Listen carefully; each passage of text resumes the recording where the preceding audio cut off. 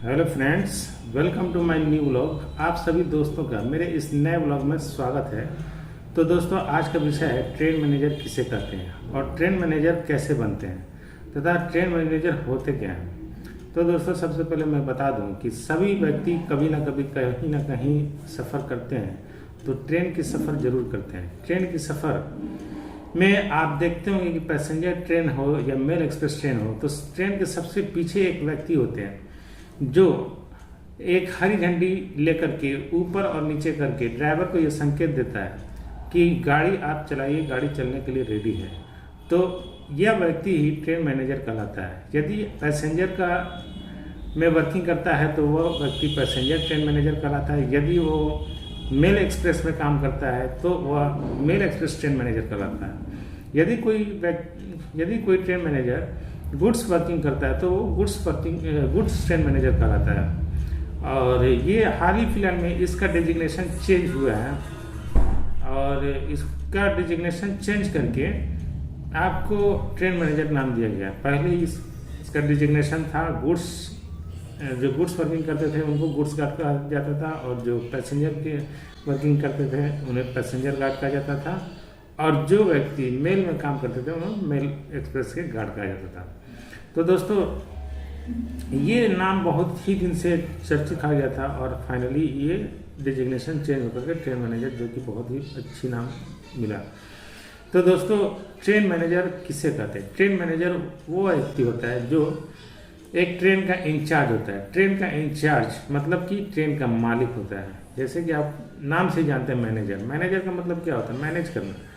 किसी भी तरह का गाड़ी में यदि कोई किसी तरह की विलंबता होती है, किसी तरह की दुर्घटना होती है, मिस हैपनिंग होती है, तो इस बारे में कोई भी सवाल और जवाब होता है, वो प्रशासन सीधे सीधे ट्रेन मैनेजर से ये सवाल करता है। क्योंकि ट्रेन मैनेजर का काम ही यही है कि ट्रेन कहाँ पे कितनी देर खड़ी हुई, किस वजह से खड़ी हुई, सारी चीज़ को मेंशन करना। यदि कोई किसी सेक्शन में यदि ट्रेन की स्पीड कम है तो किस वजह से है और कितना किलोमीटर पे, ये सारी चीज़ नोट करना है। और यही चीज़ मेंशन करके आगे प्रशासन को बताना रहता है कि हाँ, गाड़ी मैक्सिमम स्पीड पे चली कि नहीं चली, किस वजह से मिनिमम स्पीड पे चली, मौसम कैसा था, सब चीज़ बताना एक ट्रेन मैनेजर का ही काम है। विलंबता से लेकर के दुर्घटना तक हर एक चीज़ ट्रेन मैनेजर को ही बताना होता है। और ट्रेन मैनेजर के सीनियर अधिकारी को सीनियर डीओम कहते हैं। ट्रेन मैनेजर भी ऑपरेटिंग में आते हैं। ऑपरेटिंग एक ट्रैफिक का ही ये होता है। तो दोस्तों, ट्रेन मैनेजर का जो उच्च अधिकारी सीनियर डीओम होते हैं, उसके बाद डीओम होते हैं, उसके बाद एओम होते हैं। दोस्तों, ट्रेन मैनेजर बनने के लिए व्यक्ति दो तरीके से ट्रेन मैनेजर बन सकता है। यदि कोई व्यक्ति रेलवे एम्प्लॉय हो और वो 2800 ग्रेड पे से नीचे है, या ग्रुप सी में हो या ग्रुप डी में हो, तो वह व्यक्ति डिपार्टमेंटल एग्जाम दे करके ट्रेन मैनेजर बन सकता है। तो डिपार्टमेंटल एग्जाम दो तरह से होते हैं, एक एलडीसी और एक जीडीसी।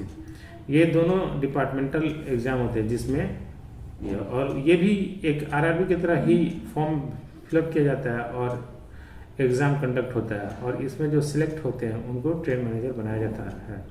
ट्रेन मैनेजर या स्टेशन मास्टर ये दोनों एलडीसी और जीडीसी के माध्यम से वैकेंसी आती है दोस्तों। तो ये तो हो गया जो लोग रेल एम्प्लॉय हैं उनके लिए। और ये एक जोन में निकलता है, जैसे कि नॉर्दर्न रेलवे हुआ, ईस्टर्न रेलवे हुआ। तो जो जिस रेलवे में रहते हैं वो उस रेलवे के लिए फॉर्म फिलअप कर देते हैं ताकि उनका सिलेक्शन हो जाए दोस्तों।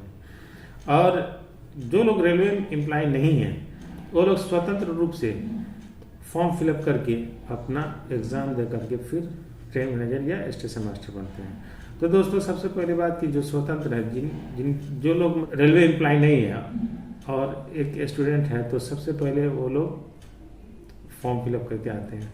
तो उनकी योग्यता सबसे पहले एलिजिबिलिटी होती है कि कौन से लोग एलिजिबल हैं ट्रेन मैनेजर या स्टेशन मास्टर बनने के लिए। तो एलिजिबिलिटी ये होती है कि सबसे पहले की उम्र 18 साल होनी चाहिए। एज जो है 18 साल होनी चाहिए, और मिनिमम क्वालिफिकेशन ग्रेजुएशन होना चाहिए। एनी सब्जेक्ट, किसी भी सब्जेक्ट से ग्रेजुएशन कंप्लीट होना चाहिए, ठीक। और फिर उनकी एज जो है, अगर जनरल में आते हैं तो उसकी आयु यानी कि एज की एलिजिबिलिटी 18 साल मिनिमम होनी चाहिए और मैक्सिमम 33 इयर्स होनी चाहिए। और यदि कोई ओबीसी के अंतर्गत आता है तो उसकी आयु 18 साल से ले 33 साल के अंदर होनी चाहिए, प्लस वो अगर नॉन क्रीमिलियर सर्टिफिकेट को सबमिट करते हैं तो उनको 3 साल का ग्रेस पीरियड मिलता है, जिससे उनकी उम्र बढ़ करके 18 से 36 साल 36 ईयर अंडर होना चाहिए। और यदि कोई व्यक्ति एससी और एसटी के अंतर्गत आते हैं तो उनकी भी आयु 18 से 33 साल होती है। और यदि वो अपना कास्ट सर्टिफिकेट सबमिट करते हैं तथा आय प्रमाण पत्र भी सबमिट करते हैं तो उनकी आयु एज रिलैक्सेशन में 5 साल की बढ़ोतरी हो जाएगी। अब इनकी आयु 18 से 38 साल के अंतर्गत होनी चाहिए। 18 से 33 प्लस 5 इयर्स ग्रेस पीरियड, यही उनकी एज की योग्यता होती है। ये सारी शर्तें यदि कंप्लीट है तो आप ट्रेन मैनेजर बन सकते हैं या स्टेशन मास्टर बन सकते हैं। और यदि आप जनरल हैं तो अभी जनरल में भी आपको 10% रिजर्वेशन आ गया। जो जनरल में तो आते हैं लेकिन उनकी इकोनॉमिक हालत कंडीशन ठीक नहीं है, तो वो लोग आय प्रमाण पत्र बनवा करके ये भी अपना परसेंटेज, अपना सीट का आरक्षण ले सकते हैं। तो दोस्तों, ओबीसी के लिए मिनिमम तो हमने बता ही दिया, लेकिन ओबीसी में फॉर्म फिलअप करने के लिए सबसे पहले कि आपको क्रीमिलियर जरूर बनवाना है, नॉन क्रीमिलियर सर्टिफिकेट बनवाना होगा, जो कि सेंट्रल गवर्नमेंट के में मान्यता प्राप्त होता है नॉन क्रीमिलियर। यदि आप सिर्फ कास्ट सर्टिफिकेट बनवा लेंगे तो उससे आप इसके लिए एलिजिबल नहीं होंगे। और अगर एससी एसटी में आते हैं तो जाति प्रमाण पत्र, निवास प्रमाण पत्र और आय प्रमाण पत्र, तीनों के तीनों चीज़ बनवाना होगा। तो ये तो हो गया आपकी सर्टिफिकेट वाइज आपका हो गया। ये सारे शर्त कंप्लीट होने के बाद आप वेट करेंगे या आप वैकेंसी का इंतजार करेंगे। वैकेंसी आती है आपको साल में लगभग एक बार आ ही जाती है। और ये वैकेंसी जो है दोस्तों बहुत सारे वेबसाइट पे आते हैं, लेकिन मैं आपको सबसे बढ़िया वेबसाइट बताता हूँ, sarkariresult.com। इस पे भारत में किसी भी तरह का वैकेंसी आती है, चाहे वो स्टेट गवर्नमेंट हो या सेंट्रल गवर्नमेंट हो या कोई भी किसी भी तरह का वैकेंसी या ये इस पे आ जाते हैं। और आप देखेंगे चाहे एडमिशन के लिए हो या किसी यूनिवर्सिटी में एडमिशन के लिए हो, सारे के सारे वैकेंसी आपको एडमिशन से लेकर के जॉब तक का इस पे sarkariresult.com पे आता है। तो दोस्तों, आप sarkariresult.com से फॉर्म फिलअप कर सकते हैं जब वैकेंसी आएगी। और जब आप फॉर्म फिलअप कर लेंगे तो सबसे पहली बात है कि अब आपको तैयारी में लगना है। तैयारी कैसे करना है ये भी जानना जरूरी है। तैयारी कैसे की जाती है? तैयारी की जाती है दृढ़ संकल्प के साथ की जाती है। और दृढ़ संकल्प कब होता है? जब आप में इच्छा दृढ़ होगी कि हमको यही चीज़ बनना है। तो दोस्तों, 4200 ग्रेड पे में जो भी जॉब आती है, जैसे कि 4200 से 2800 ग्रेड पे, वो एनटीपीसी के अंतर्गत वैकेंसी आती है। और इसमें टॉप मोस्ट पे रहता है सीए, जो 4200 ग्रेड पे में आता है। सीए मतलब हो गया कमर्शियल अप्रेंटिस। उसके बाद आता है टीए, ट्रैफिक अप्रेंटिस। और उसके बाद आता है एसएम, स्टेशन मास्टर, ये भी 4200 ग्रेड पे में आता है। ईसीआरसी ये आता है 2800 ग्रेड पे में, यानी कि इंक्वायरी कम रिजर्वेशन क्लर्क, ईसीआरसी। और सबसे आखिरी में हो गया आपको ट्रेन मैनेजर। ट्रेन मैनेजर का होता है 2800 ग्रेड पे। और क्वालिफिकेशन इन सभी के लिए आपको ज़रूरी है कि ग्रेजुएशन होना अति आवश्यक है। ईसीआरसी के लिए तो आपको कंप्यूटर भी सीखना जरूरी है, तो कंप्यूटर का टेस्ट भी देना पड़ता है। स्टेशन मास्टर के लिए आपको साइको टेस्ट का देना पड़ता है। इसमें 2 एग्ज़ाम होते हैं स्टेशन मास्टर में, आपको पीटी और मेंस, फिर साइको टेस्ट, साइकोलॉजिकल टेस्ट, जिसको साइको टेस्ट कहते हैं। और ट्रेन मैनेजर में 2 एग्ज़ाम होते हैं, पीटी और मेंस। पीटी हो गया प्रीलिमिनरी टेस्ट और मेंस हो गया मेंस एग्ज़ाम। ये सभी एग्ज़ाम होते हैं ऑब्जेक्टिव टाइप एग्ज़ाम होते हैं। और ऑब्जेक्टिव टाइप में होता क्या है कि एक क्वेश्चन रहेगा जिसके 4 आंसर होते हैं। 4 आंसर में एक सही आंसर होता है और बाकी 3 गलत होते हैं।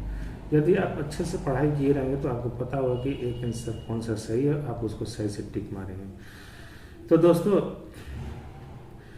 100 नंबर का पीटी होता है और 100 नंबर का मेंस भी होता है, और दोनों में पढ़ना रहता है क्या है, दोनों में आपको general knowledge, general science, general study और करंट अफेयर्स 6 मंथ का या 1 ईयर्स का पढ़ना पड़ता है, और फिर आपको मैथमेटिक्स, रीजनिंग इत्यादि पढ़ना होता है। इस एग्ज़ाम में इंग्लिश से कोई मतलब नहीं है। तो दोस्तों वीडियो थोड़ा लंबा हो रहा है, लेकिन देखिए ज़रूर पूरा आप ही के फ़ायदे के लिए होगा। यदि आप जॉब नहीं करते हैं तो ज़रूर आपके फ़ायदे में होगा। और गवर्नमेंट जॉब कितना इम्पोर्टेंट है ये सभी लोग जानते हैं, और सबसे ज़्यादा इम्पोर्टेंट तो यूपी और बिहार के लिए, क्योंकि यहाँ पे गवर्नमेंट जॉब ही की वैल्यू होती है। तो दोस्तों जब आप फॉर्म फिलअप कर ले रहे हैं तो आप उसी टाइम से फॉर्म फिलअप करने के टाइम से ही तैयारी में लग जाए, क्योंकि रेलवे का होता है वैकेंसी ऐसा कि आप एक बार फॉर्म फिलअप करेंगे जिस दिन, उसके साल या 1.5 साल बाद एग्ज़ाम स्टार्ट होता है। पहले तो जल्दी जल्दी हो जाते थे, लेकिन अब ऐसा हो नहीं रहा है। आज फॉर्म फिलअप कीजिए तो 1 से 1.5 साल के बाद आप एग्ज़ाम देने जाएंगे। तो दोस्तों यदि आप पहले से ही तैयारी कर रहे हैं तो बहुत अच्छी बात है, आपकी सिलेक्शन होने की संभावना लगभग 90% से एबव है। यदि आप फॉर्म भरने के बाद तैयारी करते हैं तो फिर भी परसेंटेज है, ना की बात नहीं है। और अगर आपका बेसिक क्लियर है तो बहुत जल्द आप टचअप कर लेंगे। तो दोस्तों आप तैयारी करेंगे, मैथ, फिजिक्स, केमिस्ट्री मैंने तो बता ही दिया। तो ये सब लगभग 6 से लेकर के 10th मैट्रिक तक का अगर आप तैयारी कर ले रहे हैं तो इसमें आपका सिलेक्शन होना तय है। तो बहुत सारे स्टूडेंट ऐसे होते हैं कि ये ग्रुप ज्वाइन कर लेते हैं जहाँ पे सेल्फ स्टडी होती है और अपने से तैयारी होती है, और डेली क्वेश्चन आंसर करते हैं, और क्वेश्चन आंसर करने के बाद उस क्वेश्चन आंसर यदि कोई क्वेश्चन गलत होता है तो उस पर डिस्कशन करते हैं कि हाँ ये ऐसा क्यों है, वैसा क्यों है। यदि कोई स्टूडेंट को आपको मैथमेटिक्स का कोई क्वेश्चन दिक्कत कर रहा है तो दूसरा कोई जानता है तो उसको बना देता है। इस तरह के ग्रुप को कॉन्सेस भी बोला जाता है, और इस तरह के ग्रुप पे बिहार में बहुत बड़े स्तर पर चलता है, और इसी को कहते हैं सेल्फ स्टडी ग्रुप। अपने से पढ़ना है, अपने से क्वेश्चन बनाना है, अपने से आंसर करना है, और अपने से ही मार्किंग करना है। तो लगभग ये लोग भी, ये ग्रुप में भी लगभग 120 क्वेश्चन चलते हैं, और एक घंटे का ग्रुप होता है। उसी में क्वेश्चन आंसर बनाना है और उसी में आपको सॉल्व करना है, उसी में फिर मार्किंग, फाइनल मार्किंग करना है। तो दोस्तों इस तरह से आप तैयारी करेंगे। तैयारी करने के लिए बहुत सारे बुक्स होते हैं, जैसे कि आपको स्पार्क है, फिर आपको अरिहंत का है, अरिहंत के बाद यूनिक है, प्लेटफॉर्म है, फिर एसपीडी है। एसपीडी भी होता है कि फास्ट तैयारी करने के लिए, लेकिन एसपीडी का एसपीडी में मैक्सिमम बहुत सारे क्वेश्चन गलत होंगे, नए बच्चों के लिए ठीक नहीं है। जो लोग एक्सपीरियंसफुल है तो अगर गलत भी आंसर है तो वो लोग उसको करेक्शन कर लेते हैं। तो इस तरह से आप डेली एक से दो प्रैक्टिस वर्कबुक के प्रैक्टिस कीजिए और अपना स्टडी कीजिए। और इसके बाद होता है पीटी का एग्ज़ाम। होने के बाद यदि उसमें सिलेक्शन हो जाता है तो फिर आपको मेंस का एग्ज़ाम देना पड़ता है। मेंस का एग्ज़ाम देने के बाद आपका सिलेक्शन हो जाता है यदि मेंस में भी, तो फिर डॉक्यूमेंट्स की वेरिफिकेशन होती है। डॉक्यूमेंट्स वेरिफिकेशन में होता क्या है कि आपको सबसे पहले अटेस्टेशन फॉर्म आता है, उसी फॉर्म को फिलअप करने के बाद उसमें क्या होता है कि करंट नॉन क्रीमिलियर मांगता है, यानी कि दिस ईयर इस साल के, मैंने जिस साल में आप डॉक्यूमेंट वेरिफिकेशन कराएंगे उसी ईयर का नॉन क्रीमिलियर सर्टिफिकेट चाहिए, डोमिसाइल यानी कि निवास प्रमाण पत्र चाहिए, जाति प्रमाण पत्र चाहिए, आय प्रमाण पत्र चाहिए, ये सारे चाहिए। फिर अपने सांसद या विधायक का कैरेक्टर सर्टिफिकेट से के हाथ से बना हुआ कैरेक्टर सर्टिफिकेट चाहिए, और सारे पेपर कंप्लीट करने के बाद आप पहुंचेंगे, जब आप अपने डिवीज़न में, जब आपका सिलेक्शन हो जाता है तो डिवीज़न अलॉटमेंट होता है, तो डिवीज़न में आप पहुंचेंगे, वहाँ पे डॉक्यूमेंट्स का वेरिफिकेशन हो जाएगा, तो फिर उसके बाद आपको मेडिकल के लिए बुलाया जाएगा। जब मेडिकल होता है तो ग्रेजुएट लेवल में ट्रेन मैनेजर का मेडिकल A2 होता है। A2 का होता है A1 6/6 आई सेट मांगता है और A2 में 6/9 आई सेट मांगता है। तो आप का मेडिकल सब फिट फाट हो जाने के बाद यदि आप इसमें हर तरह का मेडिकल का टेस्ट होता है, जैसे कि आप पे ये ECG होता है, आई टेस्ट होता है, ईयर टेस्ट होता है, किसी प्रकार के कोई ब्लड BP शुगर, ये सारे शुगर का तो नहीं होता, BP का टेस्टिंग होता है। तो ये सारी चीज़ कंप्लीट करने के बाद जब फाइनल रिजल्ट आ जाएगा, यदि आप मेडिकल फिट हो जाते हैं तो आपको फिर फिट मेमो देने के बाद आप डिवीज़न में रिपोर्ट करेंगे। तो डिवीज़न में रिपोर्ट करने के बाद होता क्या है कि आप वहाँ से फिर आपको एक एक्सपायर लेटर बनाया जाएगा, जिसके माध्यम से आप ट्रेनिंग सेंटर जाएंगे। ट्रेनिंग सेंटर जाने के बाद होता क्या है कि वहाँ पे आपको 43 डेज का ट्रेनिंग होता है, और ट्रेनिंग सेंटर में जो ट्रेनिंग होता है तो उसके बाद आपको एग्ज़ाम भी देना पड़ता है। और इसी एग्ज़ाम में यदि आपका नंबर हाई रहता है, यानी कि अगर आपका बैच 20 से 30 लोगों का है, अगर 30 लोगों का बैच है और आप सबसे 30वें नंबर पे हैं और आपने मार्क्स लाया एकदम टॉप लेवल का, तो आप सीनियरिटी में नंबर 1 हो जाएंगे। तो दोस्तों इस तरह से सीनियर भी बना जाता है। अब आप वहाँ पे ट्रेनिंग करके अपने डिवीज़न में जब आएंगे तो यहाँ पे 21 दिन का LR या कॉन्फिडेंसी LR होता है, जिसको फुट प्लेट भी कहते हैं। ये 21 दिन का LR आपके डिवीज़न में जितने सारे सेक्शन हैं उनमें LR दिया जाता है, ताकि आप LR का मतलब होता है लर्निंग ऑफ रूट, यानी सेक्शन में जिस सेक्शन में आप वर्किंग कर रहे हैं उस सेक्शन की पूरी जानकारी होनी चाहिए, उसी को LR कहते हैं। तो दोस्तों LR लेने के बाद होता क्या है कि फिर उसके बाद आप डिवीज़न में रिपोर्ट करेंगे, तो अब आपके अधिकारी जो कि सीनियर DOM एवं तीनों में से कोई भी आपका कॉन्फिडेंसी टेस्ट ले सकते हैं। और कॉन्फिडेंसी टेस्ट होने के बाद यदि आप कॉन्फिडेंसी टेस्ट होता क्या है, कॉन्फिडेंसी टेस्ट का मतलब ये हुआ कि आपने जो LR किया उसकी पूरी जानकारी होनी चाहिए, आपने जो ट्रेनिंग किया उसकी पूरी जानकारी होनी चाहिए। सब में पास होने के बाद तब जा करके आपकी पोस्टिंग होगी। जब आपकी पोस्टिंग हो जाएगी तो आपको लॉबी अलॉटमेंट कर दिया जाएगा। लॉबी मतलब कि जहाँ से आपकी ड्यूटी ऑन होगी और आपकी ड्यूटी ऑफ होगी, वहीं उसी को लॉबी कहते हैं। तो आप जब लॉबी जाएंगे तो लॉबी में सबसे पहला काम क्या होता है कि आपको जब रिपोर्ट कर देंगे तो आप अपने सीनियर जैसे आप अपने इंचार्ज, ट्रेन मैनेजर के भी इंचार्ज होते हैं, जैसे कि SS होते हैं, स्टेशन सुपरिटेंडेंट, या CYM होते हैं, चीफ यार्ड मास्टर। इसके अंतर्गत ये गुड्स प्रारंभिक पोस्टिंग तो गुड्स में होता है, तो ये इनके इंचार्ज होते हैं SS या CYM। तो कहीं कहीं पे GVI भी होते हैं, जिसको गार्ड बुकिंग इंचार्ज करते हैं, जहाँ पे ज़्यादा गार्ड ये रहता है तो उसको गार्ड बुकिंग इंचार्ज भी बुक करते हैं। तो आपको कहीं पे TNC भी होते हैं, TNC आपको ड्यूटी के लिए कॉल करते हैं, जिसको ट्रेन स्कलर कहते हैं। तो ट्रेन स्कलर आपको ड्यूटी के लिए कॉल करते हैं, और आपकी ड्यूटी जब लगेगी तो जब फ़ोन करेगा, मान लीजिए कि अभी 10 बज रहे हैं, दिन के 10 बज रहे हैं, और 10 बजे फ़ोन आया कि फलां साहब आपको 10 बजे से 2 घंटा का समय दे रहे हैं, यानी आपको ड्यूटी जाने के लिए रेडी भी होना है। तो ये बोलेंगे कि आप 10 बजे फ़ोन करेंगे तो बोलेंगे कि 12 बजे के लिए आप इस फला गाड़ी के लिए आना है, और ये गाड़ी यहाँ से वहाँ जाएगी। तो उस गाड़ी के लिए आपको रेडी होकर के, जैसे कि रेडी क्या होना है, आपको फ्रेश यूनिफॉर्म पहनना है, कपड़े लत्ते भी रखना है, बैग पैक करना है, रास्ते में खाने पीने का सामान रख लेना है, फिर आपको ये बोतल में पानी भर लेना है, और जो भी सारे इक्विपमेंट हैं ड्यूटी में, जैसे कि LV बोर्ड हुआ, टेल लैंप हो गया, एक हरी झंडी, 2 रेड झंडी, फिर आपको पटाखा सिग्नल हो गया, और GR हुआ, T609 हुआ, ये सारे चीज़ आपके बक्से और या बैग में लेकर के जाना रहता है। ये सब चीज़ तैयार होने के लिए 2 घंटे का समय लगता है। कभी कभी ये भी होता है कि जल्दी बुला लेते हैं कि इमरजेंसी फॉर ड्यूटी जितना जल्दी हो सके आ जाए। तो उसमें भी आप कम से कम 1 से 1.5 घंटा ले सकते हैं। तो दोस्तों ये है ट्रेन मैनेजर।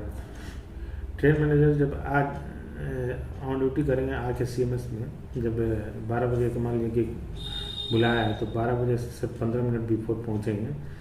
और जैसे कि 11:45 में पहुंच गए, पहुंचने के बाद CMS में सबसे पहले, जिसको एक कंप्यूटर मशीन होता है जिसको CMS बोलते हैं, जहाँ पे ऑन ड्यूटी या ऑफ ड्यूटी किया जाता है। तो पहला काम क्या रहेगा कि सबसे पहले ऑन ड्यूटी करना है। ऑन ड्यूटी करने के बाद उसके बाद TNC यानी कि ट्रेन कलर के पास पहुँचेंगे और उससे पूछेंगे हमारी गाड़ी कहाँ है और किस लाइन में है। तो TNC बताएगा कि आपकी गाड़ी इस लाइन में है और वहाँ से आपकी गाड़ी यहाँ से वहाँ जाएगी, ठीक है। तो उसके लिए आपको क्या करना है, उसके लिए सबसे पहले ट्रेन का पेपर लेना है। ट्रेन के पेपर में क्या क्या होता है? ट्रेन के पेपर में आपको BPC होता है, DDR होता है और व्हीकल गाइडेंस, जिसको गाड़ी का समरी कहा जाता है। यानी जितने भी गाड़ी हैं ट्रेन में जितने भी वैगन है सबका डिटेल रहता है। और यही आपका ट्रेन मैनेजर का वर्किंग है। फिर आप यहाँ से लेकर के आप जब सिग्नल होगी, स्टार्टर होगा जिसको कहते हैं, तो ड्राइवर आगे से लोको पायलट जिसको बोलते हैं, आगे से सिग्नल इंजन से हॉर्न बजाएगा और फिर ट्रेन मैनेजर पीछे से हरी झंडी दिखाएंगे और ऑल राइट देंगे कि हाँ आप चलिए, मैं यहाँ ब्रेक में हूँ, चलने के लिए हम तैयार हैं। इस तरह से ड्यूटी स्टार्ट होती है, इस तरह से ट्रेन मैनेजर की ड्यूटी होती है। तो यही होता है ट्रेन मैनेजर। और अगले भी वर्किंग मैं बताऊंगा कैसे कैसे क्या होता है, फिर किसी को यही होता है ट्रेन मैनेजर की वर्किंग।